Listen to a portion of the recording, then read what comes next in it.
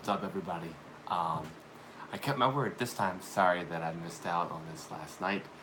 My name is Jason Tomlinson. Welcome to Midnight Rider, Episode 3. Oh my stars. It's midnight right there on the microwave clock. I don't know if you guys can hear the fan down the hallway.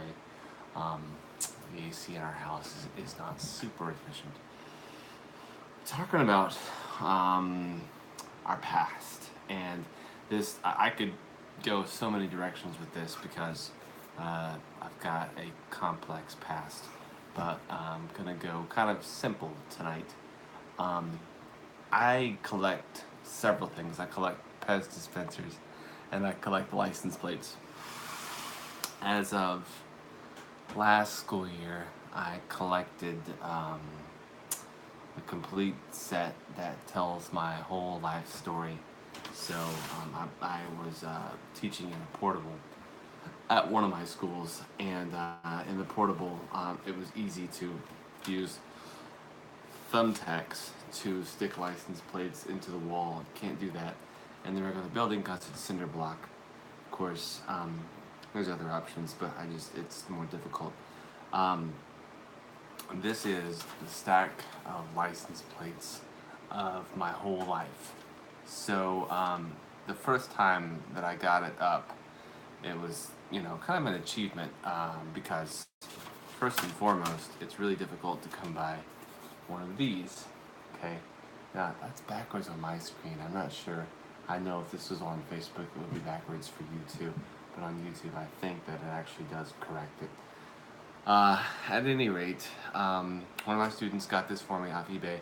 Not difficult, but just, that she took the time to do that meant a lot to me. So, this is my life. I was born in Guam. Then I moved to Tennessee, Florida, Arkansas, where my little brother was born, Kansas, California, where I started kindergarten, then Florida again, Daytona Beach, then Lebanon, Tennessee, even though it says Davidson County, South Dakota, which I've got one of my really good friends is in South Dakota right now. Kind of jealous. Or my friend, two of my friends. This is the only one that I think that is actually from us, from me, from my family. This was our real license plate in Flint, Michigan, in Burton, Michigan. We lived there from 1989 to 1994. So this one's pretty special. If I ever lost this, I'd be very sad. Moved from Michigan to Arkansas. Big move. Big move. Started college at Lipscomb University in Nashville. Then I transferred to Harding University, where I met my wife. We got married, and then we moved to California, where my oldest son was born. There for 2.5 years. Then we moved to Mount Juliet, Wilson County, and now we live in Hendersonville in Sumner County, Tennessee. And I live, work, and worship in Hendersonville and Gallatin and Portland. Those are the 3 cities that occupy my time. So that's how thick all those license plates are. That is 40 years of life, according to the Department of Motor Vehicles. So this is heavy. I mean, that's like 3 or 4 pounds, maybe more. I'm not a good estimator of weight, but I brought this home from my classroom to kind of go over it, and every time I would review, every time I've reviewed these, it would just feel like a burden, super heavy. I don't know how else to describe it other than just a burden, very much a burden. And so I tried to find a clever angle, some kind of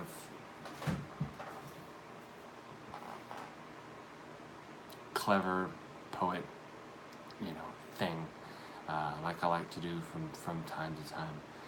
And I was just getting nothing. So got my notebook here, and I started writing down my thoughts.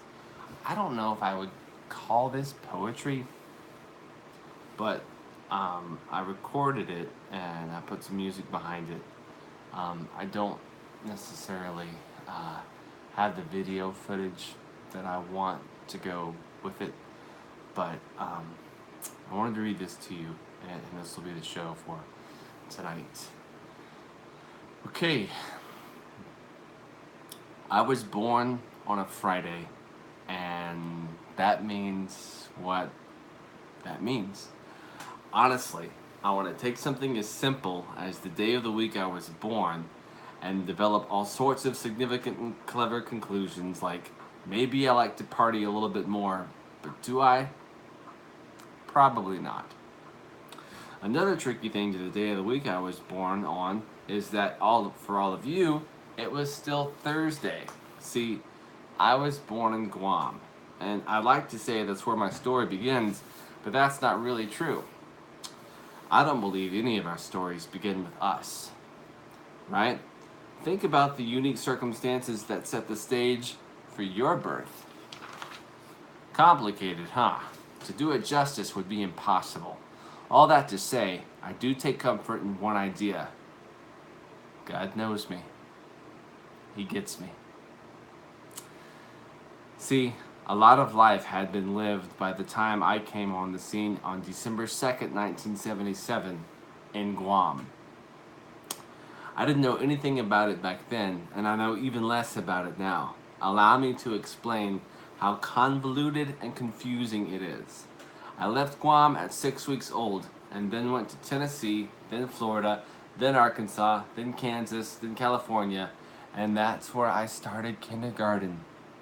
Soon after, I went back to Florida, then Tennessee, then South Dakota, then Michigan, then Arkansas, then Tennessee, then Arkansas, then California, then Tennessee, and you can only imagine how satisfying and terrifying having the same address for the last 7 years has been for me. It's complicated. There was a time I delighted in the diversity in which I was raised, but lately, the stack of plates felt like the greatest burden of my life. Saying so helps. My desire to plumb the depths of my experience to draw the most significant meaning is at an all-time high, and I got nothing. That's probably a good thing. The moral of the story is that there is no moral. My story is my story, and I thank God for walking with me through every single chapter. I don't know if you guys have anything physical like license plates that you can tie a bit of your history to. I've got a lot of t-shirts from when I was, a teenager, 20s and 30s, and those are significant. I'm not a hoarder. At my worst, yes, I could be a hoarder, but I do attach emotional significance to objects, for better or for worse, but I do. With these license plates, the good thing about growing up so many different places is that if I can think of where I was, then I know when it was. As it is, having lived in this house currently for 7 years, all the years blend and bleed together. So I don't remember necessarily when certain things happen. And part of that maybe is me just getting old. But if you guys have any insights, I've already put this out on Facebook, and I got some really good feedback concerning understanding the past. I think the most important thing about the past is that I can accept it. Accepting the past just as it is, and you know, choosing gratitude for the mistakes that I've made and for the good things that I've done, so that I can repeat the good stuff, and so that I can learn from my mistakes. Anyways, I'd love to know what you think. So if you have any wisdom, I'd love for you to share it with me. And with that, it has been a very long day. I'm gonna go to bed. Thanks, guys.